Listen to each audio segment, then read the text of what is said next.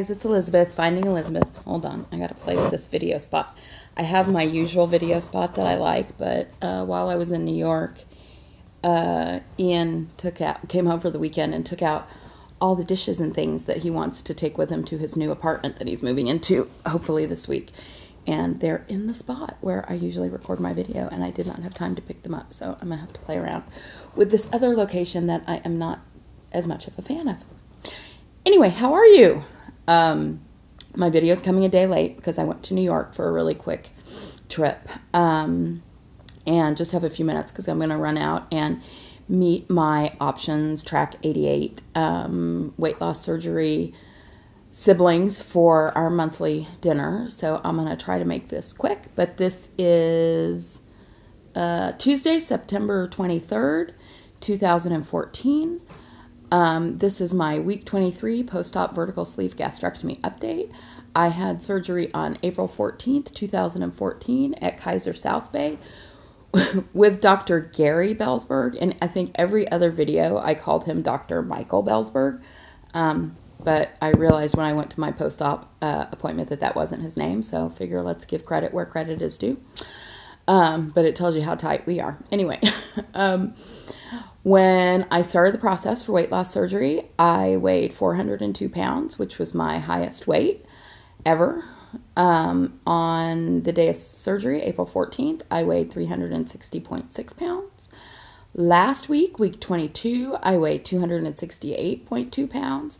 And today, which was weighing a day late, and in the afternoon when I got home, and being kind of bloated because I don't know about you, but I always retain water when I fly, and drinking last night and not having much sleep the whole time I was in New York, I came in at 264.2 for a 4-pound loss, which is freaking awesome because I think tomorrow morning when I weigh, it's going to be even better because I will have kicked some of this water weight and had a good night's sleep. So that's a 4-pound loss since last week, which I think is pretty awesome at week 23. That's a 96.4-pound loss since surgery and a 137.8-pound loss since my highest weight in January of 2014. I had set my interim goal that I had set was 259, which is 101 pounds since surgery and the lowest weight that I can remember being in a really long time. And 260 was like one of my, before I gained a ton of weight, 260 was kind of a set point for me when I gained weight. So getting below that's going to be a real milestone for me. And I had set that goal deadline for I think like November 15th or 11th or something like that, but I think I'm going to get there way before then. So that is really awesome. So huge NSVs this week, mostly to do with my trip, but one I wanted to mention that was before I left was that I have a friend that I meet to swim sometimes at my pool, and I usually he usually like texts me when he gets to my pool and I come out and let him in. And I was sitting there, waiting for him, and I get a text on my phone that says, "Where are you?" I'm like, "I'm right here," because he could see inside the pool from where I am. And he's like, "I didn't even recognize you." Yay! That's a good thing. I'm happy for that. So that was a nice NSV. And then I also, I left Sunday morning really early for New York, but I realized Saturday night that none of the dress clothes that Patty had given me fit. They were all, I was like swimming in all of them. So I had to go shopping for new clothes. Sorry, I'm a little stuffy, getting over a cold from last week. Went shopping for new clothes, and I know a lot of you guys hate Lane Bryant as much as, any of the other plus size stores, but for me, Lane Bryant was like off limits for 10, 15 years because I was like a 30, 32. So I couldn't shop at Lane Bryant. And Lane Bryant has way cuter clothes than the Avenue. I mean, it's not the same as like a regular non-plus size store, but there were a lot more options, and it was exciting to try things on, and stuff looked good, and I like took stuff back. I brought in pants that were 22, which is the size I've been wearing, and they were too big, and so I got 20s. So that's like, I don't think I was even fitting in a 32 pant. If I was like stuffing myself into it when I started this process. So from a 32 to a 20, that's awesome. I'm happy with that. So that was fun. And then just New York in general was like one big NSV. First, the thing that we all are eager for, or those of us who had been super morbidly obese, is when you can get on a plane and you don't have to ask or bring your own seatbelt extender. I had bought a seatbelt extender a long time ago, so I didn't usually have to ask, which was always embarrassing when I did. But I didn't have to. 4 legs of flights, and all the seatbelts fit. So that was really awesome. And, the other thing I noticed, and I've heard other people talk about this, is lots more people were talking to me than usually. And I think that's a mix of things. I think that's part me feeling better and being more engaged and social. Sorry, I cannot stand the angle of this. Okay.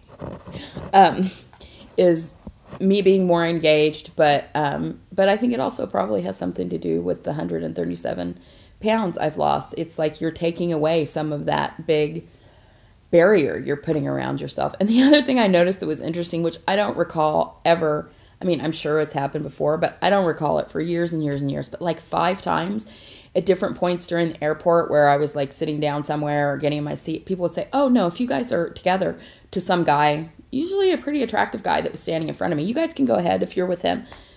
I wasn't with him, unfortunately, but I don't know. It just felt like, okay, well, at least they could imagine I might possibly be with him. So that was kind of fun. And let's see. Sorry, I gotta look at my notes really quickly. Yeah. So the other thing was I stayed with my brother. And, a lot of the places in New York, number one, you walk a lot when you're in New York. And I think that's part of what the 4-pound weight loss was. Is like I had 11, I mean, I did an event yesterday with one of my clients in Manhattan, and I got there at 10 and left at like 11 o'clock at night. But by like, I don't know, noon, my Fitbit was vibrating that I'd already hit 10,000 steps. So I was walking a lot more, and I would have never been able to do all the walking that I did over these past few days. But my brother's apartment was on the 3rd floor, which is not that, high up, but that would have been like probably pretty, not insurmountable. I mean, I would have done it, but it wouldn't have been fun. And so I did it fine the night I got there. And then when I came home last night from my event, I couldn't find my keys to his outside door. And so somebody was coming in and they let me in and I started up the stairs before them. And the lady behind me, she was like, "You're way faster than I am." So that felt kind of good. And I got up to the top of the 3rd floor, and I wasn't even really out of breath. So that was fun. And, this is, I don't know if you guys have ever heard of Brene Brown. She has a YouTube video on, she's like a social psychologist. I don't know what her field is exactly, but she had a YouTube video that was hugely popular, and I'll post a link to it down below, on vulnerability and shame, which I think a lot of us here who've had weight loss surgery could probably relate to. And she's been on the Oprah channel, and she got really popular with this TED Talk, and she has a couple books, one of which is called Daring Greatly. And there was a quote in that book that the title was based around from Theodore Roosevelt. And I remember like a year ago when I read the book, it just didn't, I had been very moved and connected with a lot of the things she said, but this quote didn't really connect with me. And when I was flying into New York on Sunday, I had my flight got delayed because of a medical emergency. So I was in Salt Lake City for like 5 hours. So my plane was really late. I had read the book that I had on my Kindle, and I didn't have anything else downloaded on it except for some other books that I'd already read. And so I opened that book up, and Daring Greatly by Brene Brown, and I was pretty close to the end, and she talked about this quote again, and it just really, really resonated with me. And I'm going to read it. It's a little long. I'm sorry, but I just think I think it's something that's about pretty much the uber NSV for me about this whole process. So I'm just going to read it. And it's not a quote from Brene Brown, it's a quote from Theodore Roosevelt. And it says, "It is not the critic who counts, not the man who points out how the strong man stumbles or where the doer of deeds could have done them better. The credit belongs," I'm going to get teary just reading this. Okay. "The credit belongs to the man who is actually in the arena, whose face is marred by dust and sweat and blood, who strives valiantly, who errs, who comes short again and again, because there is no effort without error and shortcoming, but who does actually strive to do the deeds, who knows great enthusiasms, the great devotions, who spends himself in a worthy cause, who at the best knows in the end the triumph of high achievement, and who at the worst, if he fails, at least fails while daring greatly, so that his place shall never be with those cold and timid souls who neither know victory nor defeat." So to me, that's about living life. And I think for so many years, I wasn't. I mean, I was just on the sidelines. And I really feel like that all of us who have this surgery are daring greatly and jumping into a new part of our life. And I see it in so many of your videos, the things you're doing. I mean, particularly losing weight, Kate comes to mind, because she is like... she is jumping into life with both feet, and I just love her and think she's my hero and who I want to be when I grow up, even though she's like way younger than me. But that's what we're doing, is we're daring greatly. And I really connected with that quote when I read it this time. So I wanted to share it with you guys. And I think that's what this journey is all about. It's not about how many pounds you lose, but it's about taking the step to get in the arena and to play, to fight the fight, to live the life. And it feels really good to do that. Okay, so a couple quick shout outs. Let's see. I wanted to give a shout out to Dixie, Southern Girl VSG, who we all love because she's so sweet and has always commented so kindly on everybody's video. She finally got her surgery date. I think, I didn't write it down, I think it's October 6th, but then I think she may have come out and said that it was a different date, like the 8th or something after that. So, but whatever, it's coming up soon. So excited for her. She's already done a great job, so I know she's going to do fabulous after surgery. Spike VSG or VSG Spike, I'm not sure. I just started watching his videos, but I think he's awesome and a crack up. He had his surgery, I believe, today, so I hope he is doing well and recovering. I haven't been on Facebook or YouTube much in the past couple days, so I'm not totally up to date.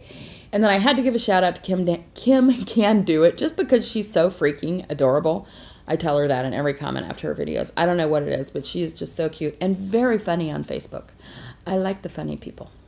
And then I want to give a shout out to a non-YouTuber, if he happens to be watching, is I met a great cab driver in New York whose name is Ivan, and tonight I'm going to text him my YouTube channel because his mother is considering surgery, and he himself has lost, I think he said 70 pounds, and he was just a super nice guy. I had a long conversation with him this morning on the way to the airport about weight loss surgery.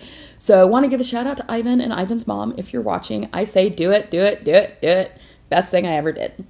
And then one other thing, in the very beginning when I started doing videos, I was like really trying to come up with a catchphrase that captured something, because some of you guys have really cute catchphrases, and you know, I wanted one too, but nothing really resonated. I would try a couple things, and I don't know if this one will either, but it really came to mind last week.